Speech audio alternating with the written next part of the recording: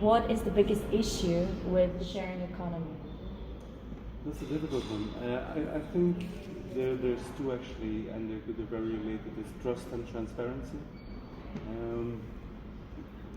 People will engage and help you in a sharing economy when they either believe in you and in the project you want to do and how obtainable it is. What do you think, in your opinion, are the best ways how to bring more transparency into sharing economy? Today at the conference somebody said something I found very interesting. A lot of people like making a cake together, but they start fighting once it needs to be sliced up.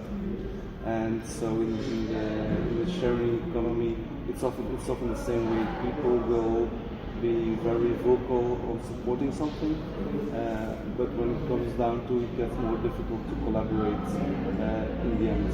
So you need to make sure that you have the right team, the right people that you can work with in the long term and the short term. So you need to make it transparent at the beginning, yes.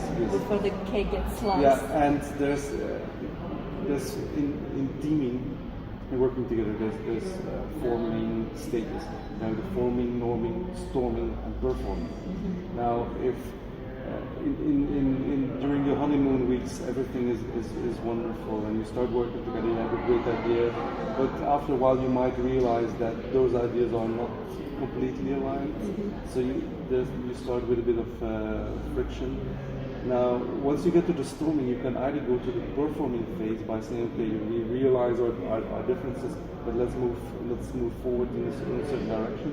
But at that point, I've seen a lot of startups that also break down, that met each other at the startup weekend, found a great idea, started working together, and then simply lose interest or have other things to do. So getting past that storming phase is an important one. Fantastic.